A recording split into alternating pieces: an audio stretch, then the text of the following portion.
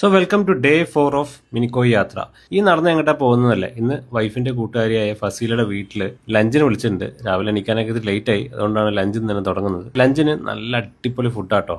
ചിക്കനും മീനും അതുപോലെ സകലമായ ഐറ്റം, നെയ്ച്ചോറ്, ഒരുപാട് ഐറ്റംസ് ഉണ്ടായിരുന്നു. അപ്പോൾ നല്ല ഫുഡ് അടിച്ച് ഒന്ന് റെസ്റ്റ് എടുത്തു.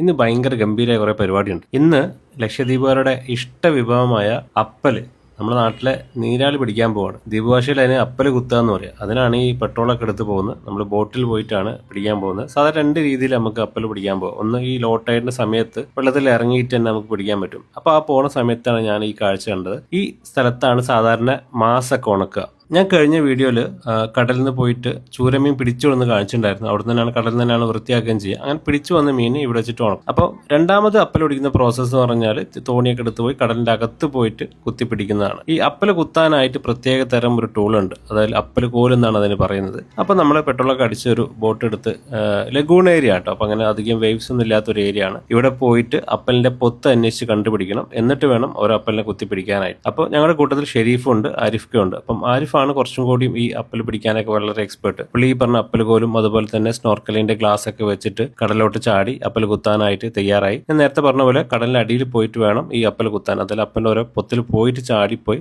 പിടിക്കുന്ന പരിപാടിയാണ്. ഇത് അത്ര എളുപ്പമുള്ള പരിപാടി ഒന്നല്ല. കടലിന്റെ അടിയിൽ കുറേ നേരം ശ്വാസം പിടിച്ച് നിൽക്കാനുള്ള ഒരു പ്രത്യേക കഴിവ് വേണം. അതുകൊണ്ടാണ് ആരിഫ് അതിൻ്റെ അകത്തൊരു വിദഗ്ധനായതുകൊണ്ടാണ് പുള്ളി ഇതിന് മുൻകൈ എടുത്തത്.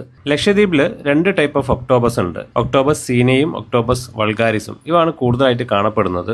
ആരിഫ് കുറേ നേരമായി കടലിൻ്റെ അകത്ത് പോയിട്ട് പുള്ളിക്ക് അത് നമുക്ക് ഇടയ്ക്ക് ഇങ്ങനെ തല പൊക്കുക എന്നല്ലാണ്ട് പുള്ളിയെ കൂടുതലായിട്ട് അങ്ങനെ അടുത്തൊന്നും കാണുന്നില്ല. അപ്പോൾ ബോട്ടിൽ തന്നെ ഇരുന്നിട്ട് ചൂണ്ടിട്ട് മീൻ പിടിക്കാനായിട്ട് നമ്മളെ ഷെരീഫ് ഒരുങ്ങിക്കൊണ്ടിരിക്കുകയാണ്. മീൻ വേസ്റ്റ് അതുപോലെ ചിക്കൻ്റെ വേസ്റ്റ് ഇവയൊക്കെയാണ് കോർത്തിട്ട് ഇടാറ്. ഇത് കറക്കിയിട്ട് മാക്സിമം ദൂരം എറിയണം. അപ്പോഴാണ് കുറച്ചും കൂടിയും ഒരു അടുത്ത് കോറലോ അല്ലെങ്കിൽ കല്ലിലോ ഒന്നും കുടുങ്ങാണ്ട് ദൂരത്ത് എറിഞ്ഞ് പിടിക്കാൻ പറ്റുക. ഷെരീഫ് കുറേ നേരമായിട്ടോ മീൻ ചൂണ്ടിട്ടുകൊണ്ടിരിക്കുന്നത്. പെട്ടെന്നാണ് മീൻ കൊത്തി. അടിപൊളി. ഇത് മേത്തി എന്നാണ് ഈ മീനിന്റെ പേരെന്ന് ഷെരീഫ് പറഞ്ഞത്. എനിക്ക് അതിന്റെ പേര് അറിയില്ല സത്യം പറഞ്ഞാൽ. ഇംഗ്ലീഷ് എന്തെങ്കിലും പേര് നിങ്ങൾക്ക് അറിയെങ്കിൽ കമന്റ് ബോക്സിൽ പറഞ്ഞാൽ കൊള്ളായിരിക്കും. നമ്മുടെ ആരിഫ്ക്ക് അപ്പത്തേക്കും ഒന്ന് മുങ്ങി പോകുന്നുണ്ട്. അപ്പോഴേക്ക് അപ്പലൊന്നും കിട്ടിയില്ല. ബോട്ടിന്റെ അടിയിൽ മീൻ സ്റ്റോർ ചെയ്യാനുള്ള ചെറിയൊരു സ്പേസ് ഉണ്ട്. തൽക്കാലം കിട്ടിയ മീൻ അവിടെ മാറ്റി വെച്ചു. ഷെരീഫ് ഒന്ന് റെസ്റ്റ് എടുക്കാന്ന് പറഞ്ഞിട്ട് ചായ എടുത്തു. ഫ്ലാസ്കിൽ ചായ കൊണ്ടുവന്നിട്ടുണ്ടായിരുന്നു.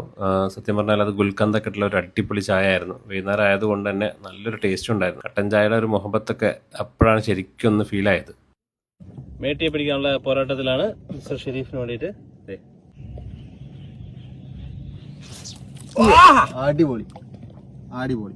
ഷെരീഫിന് മീൻ കിട്ടിയ ആവേശത്തിൽ ഞാനും ഒന്ന് പരീക്ഷിക്കാന്ന് വിചാരിച്ചു. പക്ഷെ യാതൊരു ഫലവും ഉണ്ടായില്ല. എന്തൊക്കെ കൊത്തുന്നുള്ളതല്ലാണ്ട് മീൻ അവസാനം ചൂണ്ട പോയിട്ട് കോറലിൽ കുടുങ്ങാന്ന് മാത്രമേ ഉണ്ടാകുന്നുള്ളൂ. അപ്പോൾ ഞാൻ ആ പരിപാടി ഉപേക്ഷിച്ചു. ആരിഫ്ക്ക് പോയിട്ട് കുറേ നേരമായി. പുള്ളിക്കും കാര്യമായിട്ടൊന്നും തടഞ്ഞിട്ടില്ല. മേ ബി ചില സമയത്ത് അങ്ങനെയാണൊന്നും കിട്ടൂല. ഷെരീഫിന് ഒരു മീനും കൂടി കിട്ടി. അങ്ങനെ ആ മീനൊക്കെ കൂടി കിട്ടിയ ശേഷം നമ്മൾ ഏതായാലും അപ്പനെ കിട്ടുന്ന ഒരു സാധ്യതയില്ല. അതുകൊണ്ട് മടക്കയാത്ര ആരംഭിച്ചു. തിരിച്ചെത്തിയപ്പോഴത്തേക്കും ഇരുട്ടി തുടങ്ങിയിട്ടുണ്ട്. വന്ന ക്ഷീണത്തിൽ എന്തെങ്കിലും കഴിക്കാന്ന് വിചാരിച്ചിട്ട് നമ്മുടെ സക്കാഫി ദുവാസിന്റെ സ്റ്റാളുകളൊക്കെ ഉണ്ടല്ലോ, ആ ഭാഗത്തോട്ട് പോയിട്ടോ. പക്ഷെ കാര്യമായിട്ടുള്ള ഫുഡൊന്നും എനിക്ക് അവിടുന്ന് കിട്ടില്ല. അതുകൊണ്ട് തന്നെ മിനിക്കോയിൽ മാത്രം ഒരു സ്പെഷ്യൽ ആയിട്ടൊരു ബിരിയാണി കിട്ടുന്നുണ്ട്. ഫിയ ബിരിയാണി എന്നാണ് അതിന്റെ പേര്. അപ്പോൾ ഒരു ഉള്ളിയൊക്കെ ഉള്ള ഒരു ഐറ്റമാണ്. നമ്മുടെ നെയ്ച്ചോറിന്റെ കൂട്ടത്തിൽ ചിക്കൻ ഫ്രൈയും അതിൻ്റെ കൂടെ ഉള്ളിയുടെ ഒരു ഐറ്റംസ് ഉണ്ട്. അതാണ് അതിന് മറ്റ് ബിരിയാണിയിൽ നിന്ന് വ്യത്യസ്തമാക്കുന്നത്. അപ്പോൾ ബാക്കി കഥകളും വിശേഷങ്ങളൊക്കെ അടുത്ത വീഡിയോയിൽ പറയാം. Bye bye.